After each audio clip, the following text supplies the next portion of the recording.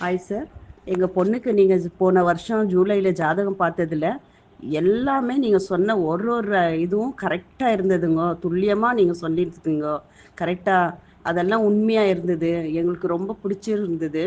நீங்கள் சொன்ன அந்த அதே டைமுக்கே நீங்கள் குறித்து கொடுத்த டைமுக்கே பொண்ணு இப்போது ப்ரெக்னெண்ட்டாக இருக்கிறாங்க. ரொம்ப சந்தோஷம் ஆகுதுங்க சார். உங்கள்கிட்ட ரொம்ப நாளாக பேசணுன்ட்டு நானும் நினச்சிட்டு இருந்தேன். எனக்கு டைம் கிடைக்கல. கண்டிப்பாக பேசணுன்னு இருக்கேன். பையனுக்கு ஒரு ஜாதகம் பார்க்கணும், அதனாலன்ட்டு நான் இதை இப்போ அனுப்பி வச்சுருக்கோங்க. அது பையன்து என்ன அனைவருக்கும் வணக்கம். நான் உங்கள் ஏஎல்பி ஜோதிடர் மற்றும் மாஸ்டர் நிபுணர் ரமேஷ், பெங்களூர்ல இருந்து பேசுறேங்க. இப்போ நீங்க கேட்ட இந்த வாய்ஸ் நோட், இந்த குரல், இது வந்து இந்த ஜாதகியோட அம்மா நமக்கு கூப்பிட்டுருந்தாங்க. அதாவது அவங்க போன வருஷம், அதாவது 14/7/2024 அந்த டைம் வந்து அவங்க வந்து அவங்களோட பொண்ணுக்காக நம்மகிட்ட ஜாதகம் பார்க்க வந்திருந்தாங்க. என்னன்னாக்கா, சார் பொண்ணு கல்யாணம் ஆயிடுச்சு, ஆனால் குழந்தையே ஆகல, என்ன பிரச்சனைன்னு தெரில, ஆனால் மாப்பிள்ளையோட அம்மா வந்து பொண்ணு மேலதான் குறைன்ற மாதிரி சொல்லிட்டு இருக்காங்க, என்னன்னு தெரியல சார் அப்படின்னு கொஞ்சம் பார்த்து சொல்ல முடியுமா, எப்போ குழந்தை ஆகுமா, எப்போ குழந்தை ஆகும் அப்படின்னு கேட்டு நம்ம கொண்டு வந்துருந்தாங்க. நம்ம பார்த்து ஆய்வு பண்ணி சொன்னோம். அதுக்கு நம்ம சொன்னபடியே, நம்ம அட்சலக்கண பத்திரிகையில் நம்ம சொன்னபடியே சொன்ன குறிப்பிட்ட தேதியிலேயே வந்து இவங்க வந்து கரு உண்டாயிட்டாங்க.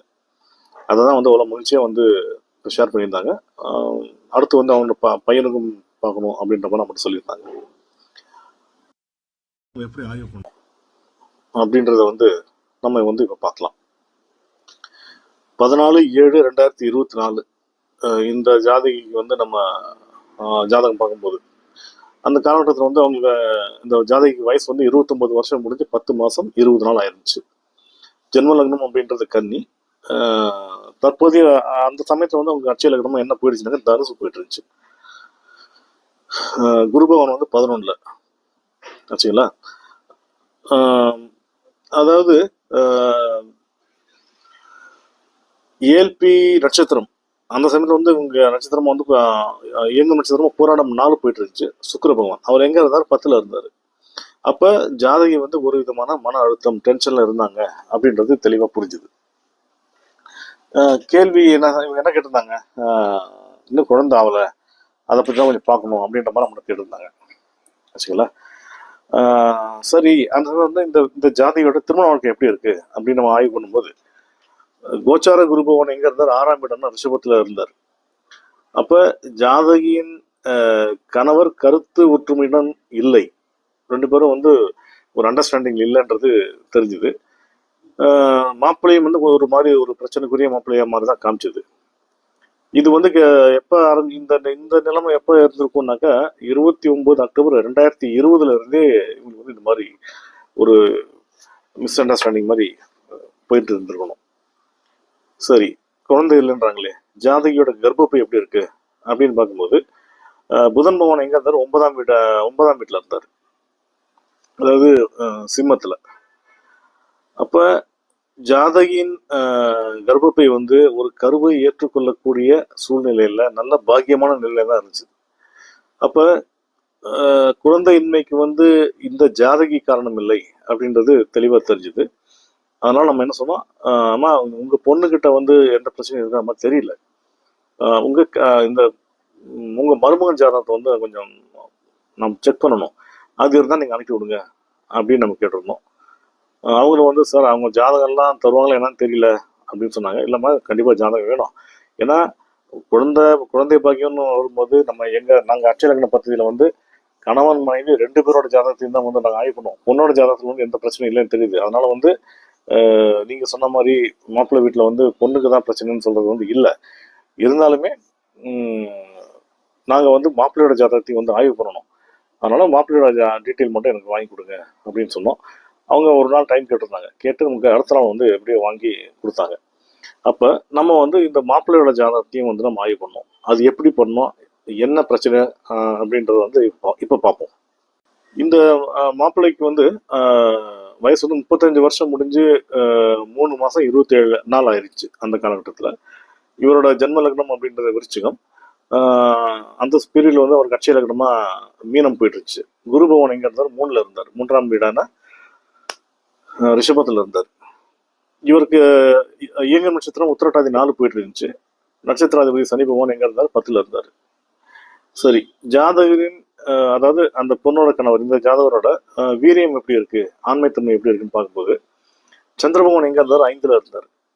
கோச்சார சந்திர பகவான் எங்க இருந்தாருனாக்க 7ஆம் வீடான கன்னியில இருந்தார். லக்னாதிபதி குரு 3ஆம் வீட்டுல, எங்க ரிஷபத்துல. கோச்சார சந்திரன் வந்து 7ஆம் வீடால கன்னியில இருக்கிறதும், 7ஆம் வீட்டின் 2ஆம் வீடு வந்து எட்டா வரும். அப்படி வரும்போது ஜாதகரோட ஆண் உறுப்புல வந்து ஒரு சின்ன பிரச்சனை இருக்கிறத வந்து காமிக்குது. லக்னாதிபதி குரு பகவான் இங்க இருக்கிற ஏஎல்பிக்கு 3ஆம் வீட்டுல இருக்கிறதுனால ஒரு ஒரு வீரிய குறைபாடு மாதிரி இருக்குன்றது தெரிய வந்தது. சரி, இது ஒரு பக்கம் இருக்கட்டும். அடுத்து நம்ம என்ன பண்ணோம், இந்த கணவருக்கு குழந்தை பெற்றுக்கொள்ளும் மனநிலை இருக்கா அப்படின்னு செக் பண்ணும்போது சனி பகவான் எங்க இருந்தாருன்னு பாத்தீங்கன்னா, இவருக்கு வந்து 10ஆம் வீடால தனுசுல இருக்காரு. கோச்சார சனி பகவான் எங்க இருக்காரு? 12ல இருக்காரு. எங்க? கும்பத்துல. சனி பகவான் வந்து 10ஆம் வீடான தனுசுல இருக்கிறது, ஜாதகர் வந்து ஒரு விதமான பதட்டத்துல இருக்கிறது வந்து நமக்கு வந்து தெரியுது. ஓகே, சனி பகவான் தனுசுல இருந்து தன்னோட 7ஆம் பார்வையா எங்க பாக்குறாரு? 4ஆம் வீடான மிதுனத்தை பாக்குறாரு. ஆச்சுங்களா? 4ஆம் வீடான மிதுனத்தை பாக்குறாரு. 4னா என்னதுங்க? தாய். அதாவது கணவன் மனைவிக்கு தம்பதியருக்கு மத்தியில வந்து ஜாதகரோட தாய் வந்து தேவையில்லாத விஷயத்துல வந்து தலையிடுறது, ஏதாவது ஒரு பிரச்சனை கிளப்பி விடுறது, இந்த மாதிரி விஷயங்கள் நடக்குதுன்றது தெரியுது. இதனாலே வந்து இந்த தம்பதியருக்கு வந்து ஒரு அந்யோன்யம் இல்லாம தாம்பத்தியத்துல சரியா ஈடுபட முடியாத ஒரு சூழ்நிலை வந்து ஏற்பட்டிருக்கு. ஜாதகரோட தாயினால வந்து இவங்களுக்கு வந்து ஒரு விதமான டென்ஷன், ப்ரெஷர் கிரியேட் ஆயிருக்குன்றது தெரியுது. இந்த பொண்ணுகிட்ட கேட்கும்போது ஆமாங்க அப்படிதான் சார், அதாவது இந்த அம்மாட்ட கேட்கும்போது ஆமா சார் அப்படிதான், எங்க சம்பந்தி வந்து எல்லா விஷயத்துலையும் வந்து இவரை வந்து தலையிடுறாங்க, பிள்ளைங்களை வந்து பொண்ணு மாப்பிள்ளை வந்து ஒன்றா இருக்க விடுறது இல்லை, சும்மா எதையாவது ஒரு காரணம் காமிட்டு என்னென்னோ சொல்லிட்டு இருக்காங்க அப்படின்ற மாதிரி சொன்னாங்க. அதோட கோச்சாரத்தில் சனி பகவான் எங்கே இருக்காருனாக்கா 12ல இருக்காரு. அப்போ என்ன தெரியுது? ஜாதகரின் எண்ணங்கள் வந்து விரயமாயிட்டு இருக்குன்றதை காமிக்குது. சனி பகவான் என்ன பண்றாரு? 12ல இருந்து தன்னோட 7ஆம் பார்வையா 6ஆம் வீடான சிம்மத்தை பார்க்குறாரு. ஆச்சுங்களா? அதாவது கோச்சார சனி பகவான் 12ல இருந்து தன்னோட 7ஆம் பார்வையா 6ஆம் வீடான சிம்மத்தை பார்க்குறாரு. 6ஆம் வீட்டில் யார் இருக்காருன்னு பார்த்தீங்கன்னா கேது பகவான் இருக்காரு. கேதுனா ஒரு விதமான தடை, தாமதத்தை உண்டாக்குறவர். கேது பகவான் காரகத்துவத்தில் பார்த்தீங்கன்னா உடல் பாதிப்புல வந்து பிறப்பு உறுப்புன்னு வரும். உடல் பாதிப்புல பிறப்பு உறுப்புலையும் வந்து பாதிப்புன்றது வரும். ஸோ பிறப்பு உறுப்புல, அதாவது ஜாதகரோட ஆண் உறுப்புல ரத்த ஓட்டம் சீரா இல்லாத காரணத்தால் ஒரு விதமான வீரிய குறைபாடு, அதனால தடை, குழந்தை பாக்கியம் ஏற்படுவதில் தடை உண்டாகிறது தெளிவாக தெரிஞ்சது. அப்போ நம்ம என்ன சொன்னோம்? அம்மா, உங்க பொண்ணு கிட்ட வந்து எந்த குறையும் இல்லை. பொண்ணு வந்து குழந்தைக்கு வந்து முயற்சி பண்றாரு. ஆனால் உங்க மருமகன்கிட்ட, அதாவது இந்த உங்க பொண்ணோட கணவர்கிட்ட வந்து ஒரு வீரிய குறைபாடு மாதிரி இருக்கு. அந்த வீரிய குறைபாட்டுக்கு காரணம் வந்து 2 விஷயம். ஒன்று, ரத்த ஓட்டம் வந்து அவரோட அந்த ஆண் உறுப்புக்கு வந்து சீராக போகல. ஓகே, அது ஒரு காரணம். ரத்த ஓட்டம் கரெக்டாக ஃப்ளோ ஆகாதனால ஒரு விதமான பயம், பதட்டம் மாதிரி இந்த தாம்பத்தியத்தில் ஈடுபடும்போது ஒரு பயம், பதட்டம் வந்து ஏற்படுது. அடுத்த முக்கியமான காரணம், உங்க மருமகனோட அம்மா வந்து எல்லா விஷயத்திலையும் தலையிடுறாங்க. தம்பதியர்களின் அந்யோன்யமா இருக்கிறதுல வந்து தலையிட்டு பிரச்சனை வேணா இவங்க வந்து எல்லா விஷயத்துலையும் வந்து தலையிட்டாலே வந்து கணவன் மனைவி தாம்பத்தியத்தில் வந்து பிரச்சனை வந்துடும் இல்லைங்களா?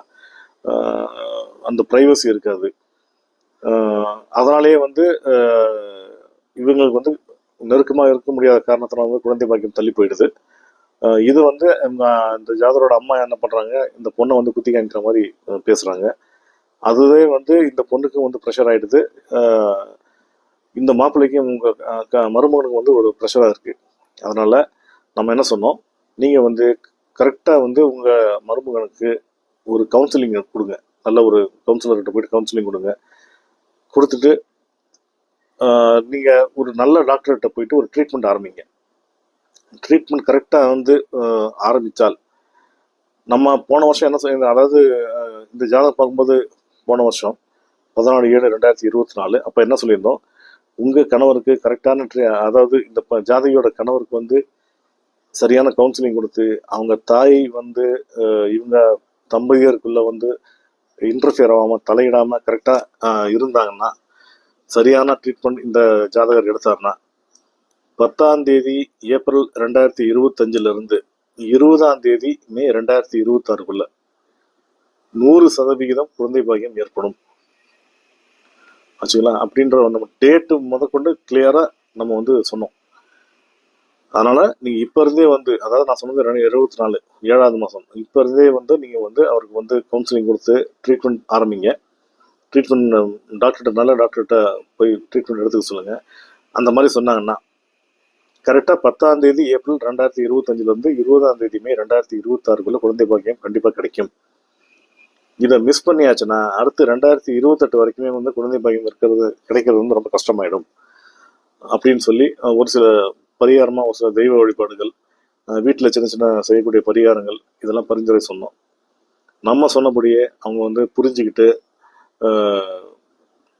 தாயோட, அதாவது ஜாதகரோட அம்மா சொல்கிறத வந்து கரெக்டாக எல்லாத்தையுமே கேட்காம தேவைப்படுறதை மட்டும் கேட்டுக்கிட்டு அவங்களோட ப்ரைவசியில் கரெக்டாக பார்த்துக்கிட்டு ட்ரீட்மெண்ட் கரெக்டாக எடுத்து நம்ம சொன்ன அந்த தெய்வ வழிபாடுகள் கரெக்டாக பண்ணதுனால கரெக்டாக நம்ம சொன்ன தேதியிலே வந்து அவங்க இந்த ஜாதகி வந்து கரு உண்டாயிடுச்சு. அவ்வளோ சந்தோஷமாக வந்து நமக்கு அவங்க அம்மா வந்து கூப்பிட்டுருந்தாங்க. கூப்பிட்டு தான் அந்த வாய்ஸ் நோட் வாட்ஸ்அப்பில் அனுப்பியிருந்தாங்க.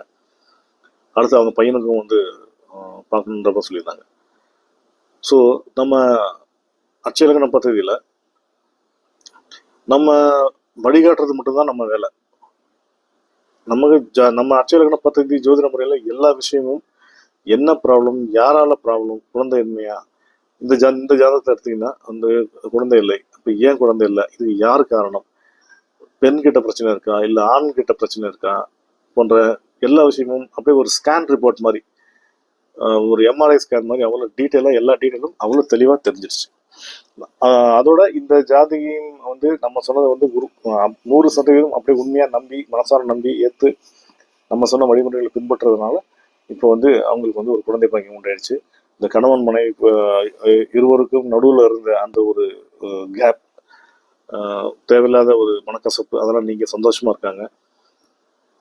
இதன் மூலிமா நம்ம என்ன சொல்லிக்க விரும்புகிறோம்னா, முக்கியமாக திருமணமான தம்பதியர் நடுவில் வந்து பெற்றோர்கள் வந்து கொஞ்சம் டிஸ்டன்ஸ் மெயின்டைன் பண்ணணும். எல்லா விஷயத்துலையும் வந்து நம்ம வந்து மூக்கு நுழைப்போம்னு சொல்கிறாங்க. எல்லா விஷயத்தையும் நம்ம தலையிடக்கூடாது. எது சொல்லணுமோ அறிவுரை கூறலாம். ஆனால் தம்பதியரின் பிரைவசிக்குள்ளார, தாம்பத்தியத்துக்குள்ளார வந்து நம்ம வந்து கொஞ்சம் டிஸ்டன்ஸ் மெயின்டைன் பண்ணுறது நல்லது. ஸோ நம்ம அட்சயலக்கண பദ്ധதி ஜோதிட முறையில் வழக்கம்போல் நம்ம சொல்கிறது எல்லா கேள்விகளுக்கும் உண்டான பதில் காரண காரியத்தோட மிக துல்லியமாக, கால அளவுகளோட மிக துல்லியமாக தெரியும். இப்படிப்பட்ட அற்புதமான அட்சயலக்கண பദ്ധதியிலும் தெய்வீகமான ஜோதிட முறையை உருவாக்கிய எனதரமை குருநாதர் திரு பொதுவுடை மூர்த்தி ஐயா அவர்களுக்கும், எனக்கு கற்பித்த அனைத்து ஆசான்களுக்கும், இறைவனுக்கும், பிரபஞ்சத்திற்கும், என் குலதெய்வத்திற்கும் நன்றி. மீண்டும் வேறு ஒரு ஜாதக ஆய்வில் சந்திப்போம். வணக்கம். வாழ்க வளமுடன்.